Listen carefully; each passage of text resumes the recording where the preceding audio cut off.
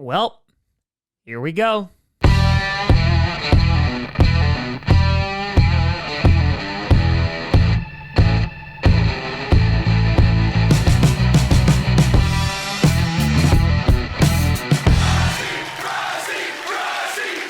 Grossi Posse Packer Nation. Welcome to an episode of Packcast, the podcast where you don't have to be a Packers fan, but it sure does help. I'm your host, Tom. I can catch pens good. Can the Packers receivers catch balls good? More at 11, Grossi. And today, we are going to be breaking down and predicting every single game in the super wild card weekend. We got 6 games on the schedule, and then next week, only 4, then 2, then 1. And so, folks, with only 13 games left to be, right, just math.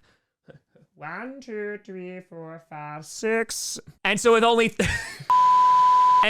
13 games left to be played, we got to enjoy every single one. Yes, even the Steelers game, because football is going to be gone before you know it. Before we get to that, last week I went a respectable 10-6, but it should have been 11-5.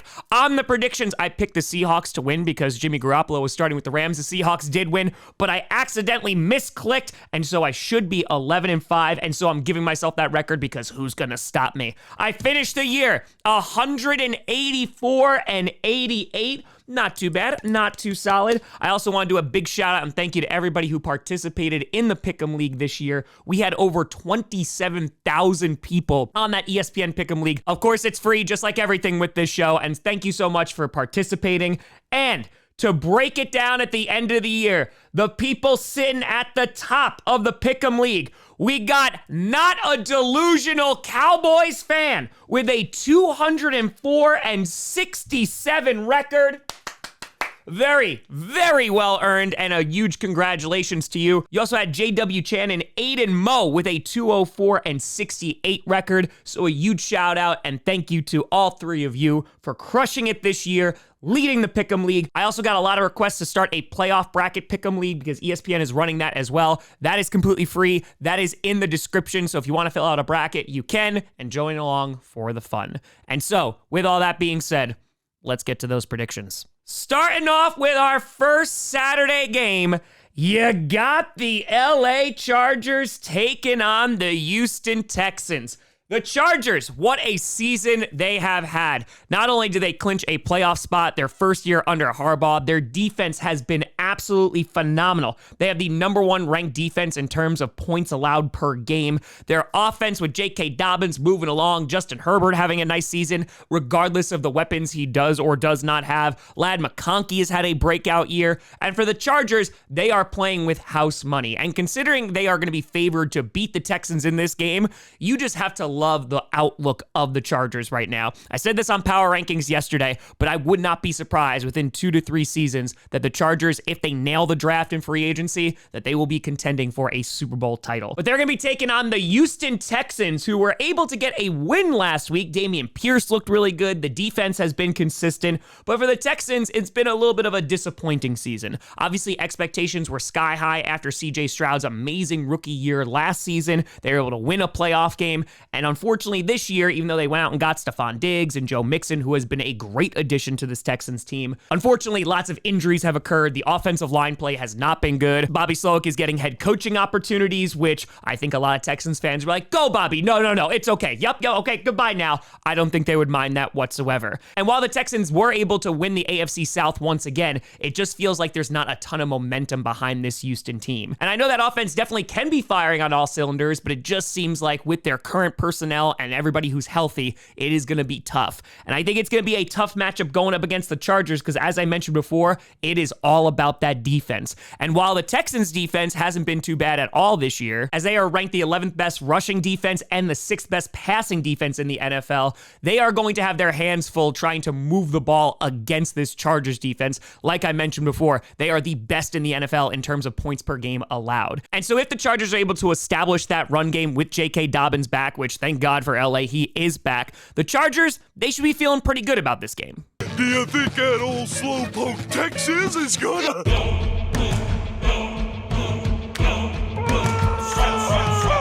though you can never count out the Strouds. But ultimately, I am going to pick the Chargers to get this win here. I think it's very possible for the Texans to get a victory, but I just think that O-line play is suspect, the play calling is suspect, and that offense just hasn't been as consistent as I would have liked to have seen them this entire season. And so because of that, I'm going with the Chargers to get a win. And who knows, they might be playing the Chiefs next if the Broncos lose to the Bills, and that would be a very interesting game. Following that, you got the Pittsburgh Steelers taking on the Baltimore Ravens.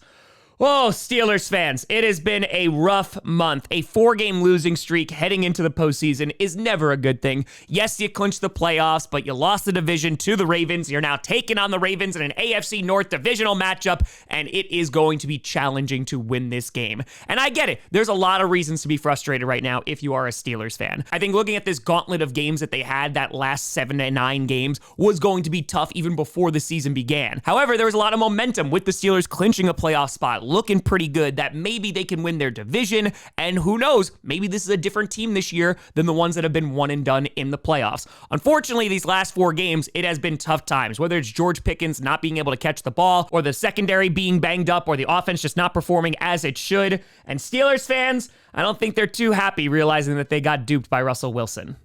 I really hate that man.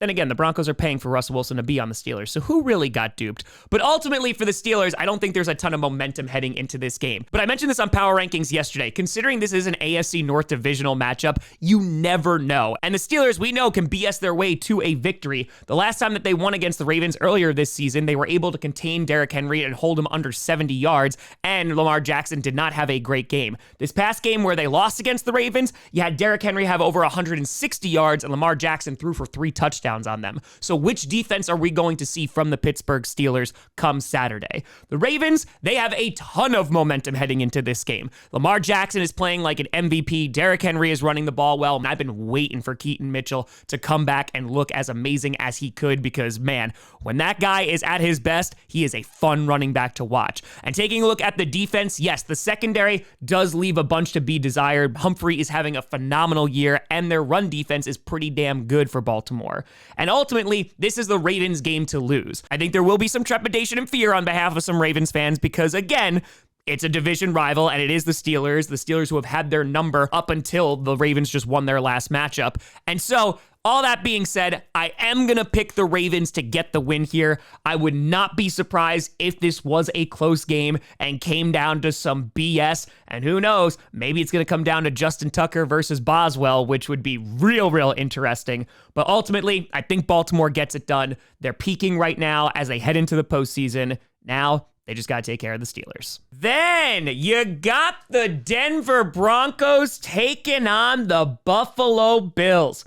The Broncos, you done frackin' did it. Only one of 2 teams to shut out a team this year. The other being the Green Bay Packers, but no one's comparing. But also getting the 7 seed, Brandon Perna is one happy son of a gun, and they beat the ever-living crap out of the Chiefs backups. Emphasis on the backups, but they still deserve a lot of credit because they were able to make it into the postseason. But you know who else deserves a lot of credit? Sean Payton and that Broncos squad, because heading into this season, it was assumed that they were going to be one of the worst teams in the league, and now they're in the playoffs. And anybody who ever said that I was look at me now. So honestly, Broncos deserve a ton of credit for that, and they're doing this with a huge dead cap number left by Russell Wilson, a rookie QB who needs some weapons, another wide receiver, a tight end, a more consistent running game, and yet still, they're going to be taking on the Buffalo Bills in the wild card. So yeah, I think the Broncos deserve a ton of credit here. Looking at the Buffalo Bills, oh boy, what a year they have had as well. Talking about expectations, a lot of folks, including myself, thought that they were going to be in this rebuild, reload kind of year. A lot of people were looking at the Jets, including myself, going, oh, well, if you take out Zach Wilson and put Aaron Rodgers and the defense stays the same, they should win that division. Guess what? The defense didn't stay the same. Aaron Rodgers didn't have a great year, and ultimately the Jets sucked. And Bills fans are sitting there going, oh, did they? Shocker. So Bills fans, you deserve to gloat. And talking about the Buffalo Bills, good God, man, they are the second best scoring offense in the league. They have a top 10 running unit. They have a top 10 passing unit. James Cook has had a phenomenal year. I love Ray Davis to death. And taking a look at the receivers that the Bills have, man, what Josh Allen has been able to do is really damn impressive, and that's why his name is being considered for MVP. And taking a look at this game, it's an interesting matchup. I think it's very easy to look at the Broncos and say they're going to be overmatched here, and in some categories, I completely agree. You look at the Bills having a top 10 running and passing game, and then you look at the Broncos, who do not have that on offense.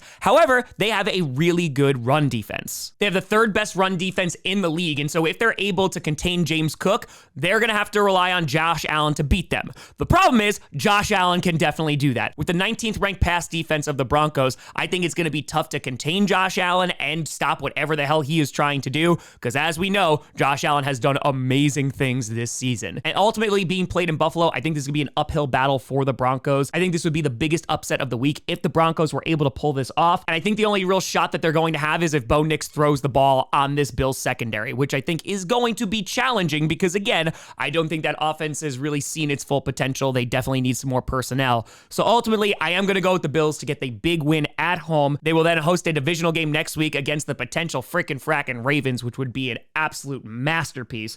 But Broncos, a huge congrats on your season. I don't think it will go any further, but hey, a lot of people didn't expect you to be here, so you never know. Then, you got the Green Bay mother-loving Packers taking on the Philadelphia Eagles. The Packers. Oh boy, it's been a little bit of a tough stretch for the Packers. They were able to get into the playoffs after they shut out the Saints, and then since then, things haven't been so good. They have a rough start against the Vikings, ultimately losing that game by a couple of points. And then last week, the Bears tried to give the Packers the game on a silver platter, but Matt LaFleur's time management. Here you go, Patrick. Whoa! A wristwatch. Said nay, just nay. And the Packers are now the 7th seed. And ultimately, it didn't wind up mattering because the Commanders won their game, so they were the 6th seed. But unfortunately for the Packers, they suffered all the consequences. And I'm not just talking about losing to the Chicago Bears. They also lost Christian Watson for the entire year, and who knows what his 2025 is going to look like. It might even be a delayed start because of his injury. And that is really unfortunate because as I talked about in Power Rankings yesterday, this offense is better with Christian Watson on the field. And the way that a lot of Packers fans are talking about the Packers, it is a lot of doom and gloom. However, that Packers defense has gotten significantly better. That Packers offense, especially the run game, has gotten significantly better. And the Packers improved on their record from last season, winning 2 more games. Where they definitely regressed was in the division as they finished 1-5. Thankfully, they're not going to be taking on a divisional rival this week as they're going to be taking on the Philadelphia Eagles. And the Eagles, they have had an interesting road to the postseason. They clinched the 2 seed. They started backups last week. Saquon Barkley has been on a tear. He was the league's leading rusher, had over 2,000 yards, and what a free agent acquisition he has been in Philadelphia. Now, Jalen Hurts, of course, suffered a concussion a few weeks ago. He will be practicing today. I don't think there's any doubt that he will be starting on Sunday. Again, we talked about this yesterday, that he didn't clear concussion protocol only because they didn't practice, so he couldn't have cleared the protocol itself. And this is a rematch from week 1, the Brazil game, and being played in Philadelphia, it is going to be a challenge for the Packers, especially on offense, because the Eagles defense, it is no joke. The Eagles have the 2nd best defense in terms of points allowed per game. They have the best secondary in the NFL, literally the #1 pass defense, and the 10th best running defense. So if the Packers are going to do anything on offense, and considering how slow they've been starting in the first half, this could get away from them pretty darn quickly, and this could be a problem. So they are going to have to be playing their absolute best to be able to take on this Philadelphia defense. However, the Packers, they're no slouches because on offense, they have the 5th best rushing attack in the NFL. They have the 12th best passing attack, and Jordan Love, he has not thrown a turnover in quite some time. I know Toyotathon is coming to an end, but I'm not ready for my playoffs too. And so the Packers offense, for them really to get things going, they are going to have to establish the run with Josh Jacobs, especially going up against a great secondary that the Eagles have right now. And the good news for the Packers, they finally have a top 10 rushing defense. They are the 7th best rushing defense in the league, and so they are going to have to stop Saquon Barkley, and I think that's going to be the chance for the Packers to win this game. Jalen Hurts, like I said, I have no doubt that he's going to be playing on Sunday, but that has been where the Eagles have been at their worst this year. They are ranked 29th in passing offense, and while they have a ton of weapons and A.J. Brown and Devontae Smith, Jalen Hurts has had a couple of really good games, and he stood out, and I do think he gets overhated in this league. But if there's one way to beat the Eagles, it's hopefully picking off Jalen Hurts. And more good news from the Packers that Evan Williams and Quay Walker are also practicing, so that is a big boost to that defense, and they've been missing them for the past couple of weeks. Edgerrin Cooper's had a phenomenal season, who Philadelphia really didn't have to contend with their last time that they played.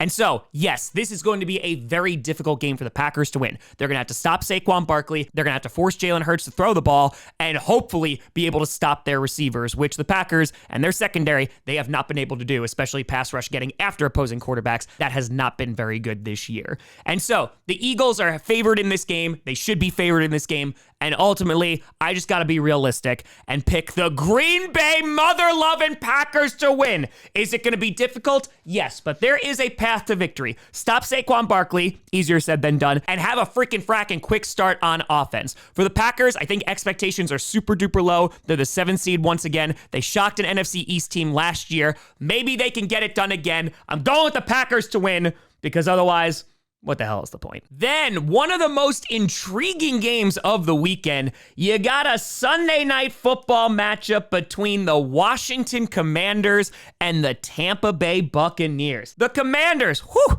look at them. Jaden Daniels, most likely going to be Offensive Rookie of the Year, had a pretty damn good season, and now they are in the playoffs. And considering what was thought of the Commanders heading into this year, they're another team that has defied expectations, especially on defense. The fact that they have a top 5 passing defense, they're ranked 3rd right now, is super duper impressive. Yes, their run defense is ranked 30th, and that leaves a lot to be desired. But ultimately for the Commanders, I thought they were going to be competitive this season, but the fact that they were able to be contending for the division, and now we're sitting here at the 6th seed, they deserve a lot of credit for what they've been able to do, and that offense is super fun to watch. They have the 3rd best rushing offense in the entire league, and they are going to have their hands full going up against the Tampa Bay Buccaneers, who were able to clinch the NFC South last week with a win over the Saints. And while that was an ugly game in that first half, ultimately Mike Evans got over 1,000 yards, and the Buccaneers were able to put New Orleans away. But I think the biggest factor in this game is the Buccaneers are currently undefeated with their new mascot. We lost a few games, now we're the Ducks. Yeah. And the Ducks are undefeated. And this is going to be a really interesting game just based off the strength and weaknesses of either of these teams. Like I said before, Commanders, they have a great run game. Buccaneers, they have a great run defense. On the other side of things, the Buccaneers have the 3rd best passing offense. The Commanders have the 3rd best passing defense. And so there, they are pretty evenly matched. However, where the Buccaneers have a sizable advantage, they have the 4th best rushing attack in the NFL, while the Commanders have the 30th ranked rushing defense. So Bucky, Ducky, whatever you want to call him, Irving, he could have a day against these Commanders. Also being played in Tampa, I think it's obviously going to be an advantage for the Buccaneers, but I think this is going to be a really, really fun game to watch, and it could go either way. I think the way the Commanders win this game is that if Jaden Daniels is able to connect with guys like Scary Terry and throw the ball on this bad Buccaneers secondary. However, if the Buccaneers can control the clock and run the ball, I think they should be able to get this win. I think time of possession might go in the Buccaneers' favor,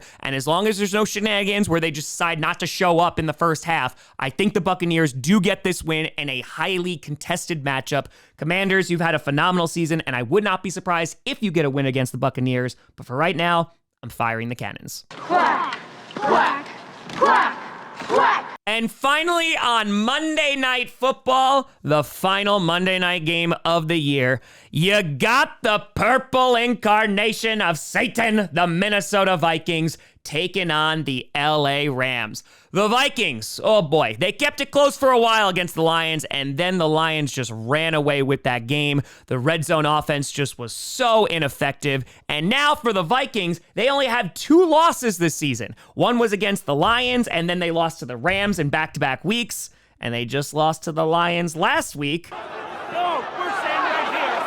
Bring it on. Played these games before. I said I played these games before. Uh-oh. But for Satan, they have had a hell of a season. Sam Darnold has been playing phenomenally well, besides, what you saw on Sunday. They've had a balanced offensive attack. They had the 6th best passing offense in the league. Their defense has been playing really well. They are the 2nd best rushing defense in the league. However, that passing defense, was ranked all the way at 28th, so some issues in the secondary. But for the Vikings, they're obviously disappointed that they couldn't get the bye and they couldn't clinch the division, and now they're going up against one of the few teams that have actually beaten them this year in the LA Rams. And for the Rams, they were able to win out of the NFC West, which was just interesting division this year. And the Rams, the problem with them has been consistency. I mentioned this in power rankings before. Their defense is okay. Jared Verse has had a phenomenal season though, and hell, if he's able to get past that offensive line of the Vikings and put pressure on Sam Darnold, the Rams can definitely win this game. But the highlight of the Rams season has of course been their passing game. When Cooper Kupp has been healthy with Puka Nacua and Matthew Stafford has been on, they have the 10th best passing offense in the NFL. And that is where they have a chance to win against the Vikings.